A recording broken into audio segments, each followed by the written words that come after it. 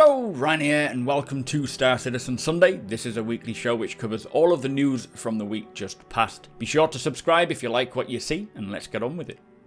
This week, Jumptown 2.1 kicks off. We learn about some very exciting new missions on the way, and a huge update to the Trespassing system that will certainly have a large impact on how we play.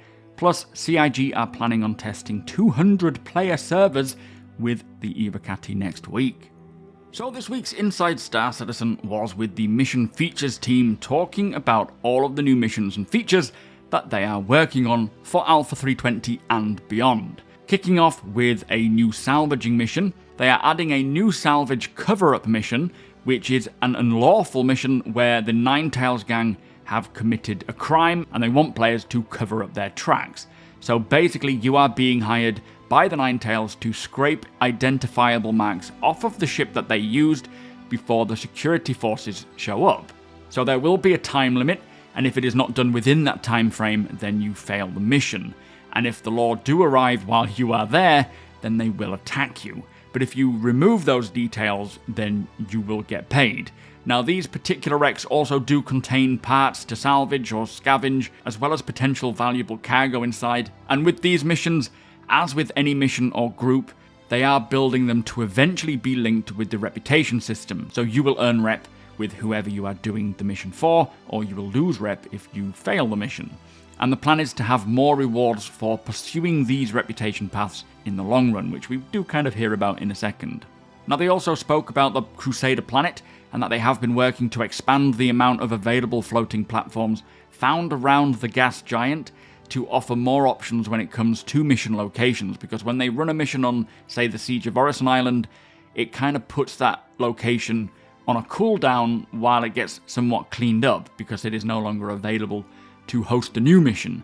So having more of these platforms spread out around Crusader will help for performance, as not everyone is in the same place, but also allow for more missions to run more frequently, which is definitely an improvement. Now, for the underground facilities, there is this new consignment list mission coming in, which we have been reading about on the monthly reports, where players need to go to an underground facility to retrieve a mission-critical item and then deliver that to a specific location.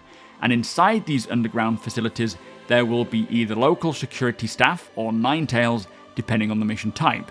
And the security members in both mission types will be carrying data pads which have the inventory of the contraband that they have in their possession in that bunker.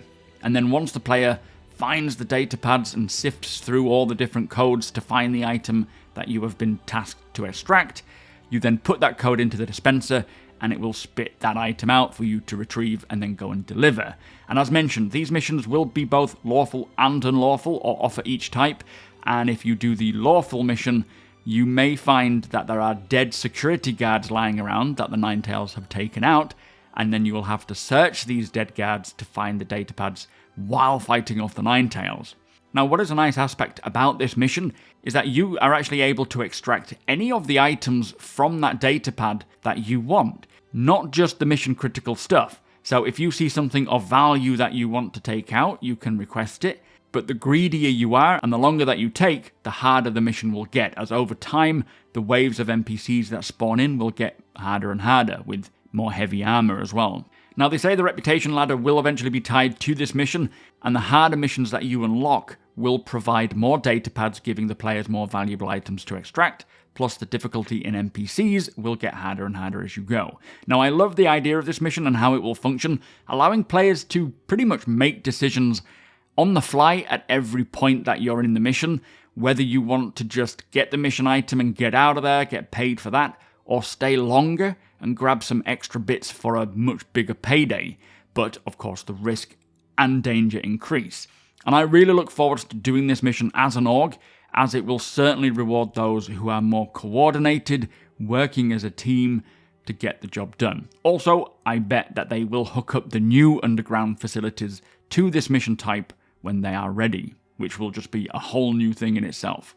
And then the final mission that they're working on for the future, assuming that the rest are coming in with 320, is called Barge Heist, which takes one of those floating barges that you can see around Crusader, and one of these have been hijacked by the Ninetales, and so players can buy the information to get the location of this, a bit like what we do with the salvaging contracts, and then you can go and land on the barge wherever it is located, as they can dot it around the planet wherever they want, and on board of the barge is a cargo terminal that players can then turn on and use to open the various cargo containers on board using various codes found around the environment.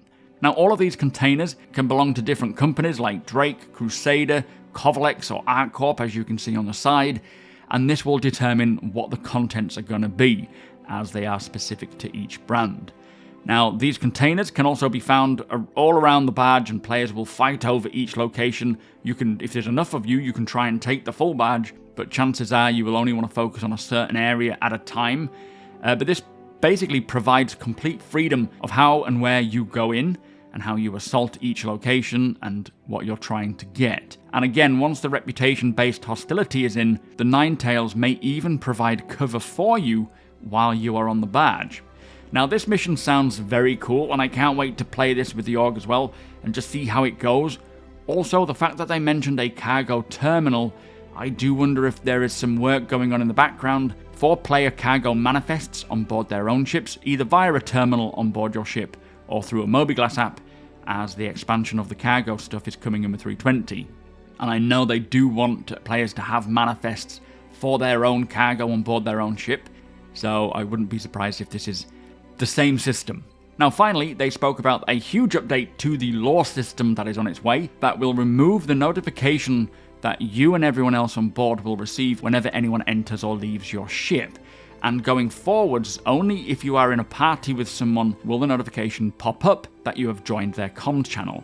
Now, if you are not in that party, then you will not be announced to anyone on board, but you will be trespassing. Now, this is a major quality of life update that will certainly shake things up for everyone, but also if you are on board of someone's ship, but not in their party, then they have the right to attack you, and anyone in their party has the right to attack you, as you are trespassing on board their ship and you shouldn't be there. Now, to counter the possibility of a player luring you into their ship as a party member and then instantly kicking you from the party to kill you, if you remain on board once you have been kicked from the party, the system will still recognize that you were a party member and that you're not trespassing unless you leave the ship. And then if you come back on board, then you will be trespassing. Also, if you are in a party and you hurt anyone on board that ship, you will then be instantly trespassing and can be killed.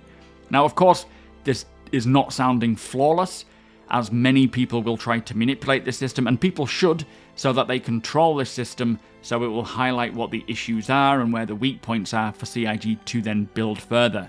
But this change has been much needed for so long now, and I'm sure we'll see a lot of tuning and refining. But to start with, this means stowaways will be possible, or even stowing away if you want to play that kind of role. You will be able to, so players really must be doing full security sweeps of their ship if they have been stopped somewhere with the doors open for a while, because anyone could get on board. But this will be great for pirates, ne'er-do-wells as well, and I suppose bounty hunting as well for version 2, being able to get on board of a bounty's ship and arrest them without them knowing you're even there. So very happy to see this is coming along. Yes, it will take a lot of time to really iron out the kinks, but ultimately it is a big step in the right direction. Anyway, that was a great episode of Inside Star Citizen. Some very interesting missions coming along that, although many of them or most of them are somewhat FPS combat focused, which is not necessarily a bad thing, but I would certainly like to see more industrial missions coming from corporations like Shubin and so forth, which I'm sure they'll get to. Regardless, can't wait to check out these missions and see how this trespassing update affects the day-to-day in the verse. But that was Inside Star Citizen. Let's move on. So also this week, a new transmission from the Banu Protectorate was released. I have not seen it translated yet, and I can't do it myself, so if anyone does know what it says, do let me know. Jumptown 2.1 is now running, so be sure to jump in and take part if that is of interest to you. I have linked the post below with information about what it is and how it works, so do check that out. Star Citizen Live was cancelled this week due to a technical issue, but they did say that this episode will be rescheduled for another time. And finally, CIG are planning to run some very specific 200-player tests next week with the Evocati, so it is not for our eyes, it is under NDA with that group. and this has been requested by the network and data team to gather some extremely valuable data, they say, on how the servers will behave. Now this could be for many various reasons, from just simply seeing how things go, to testing new fixes and improvements they've worked on, or even testing new back-end tech like the separation of the replication layer, or even something like early server meshing. I'm really hoping that it is to see how the game runs with some back-end tech now implemented, but that is pure speculation from my part, so don't quote me on that. But either way, it is very exciting and very promising to see that they are even considering running these tests, as they must have their reasons. And here's hoping that things do go well with 200 players on a single server without too many performance issues. So that brings us to the end of the show. If you do enjoy my content, please consider subscribing and hitting that like button. Also, I am able to do this thanks to my very generous patrons and channel members. If you appreciate what I do and would like to help make it even better from as little as $1 a month, all of the links are provided below.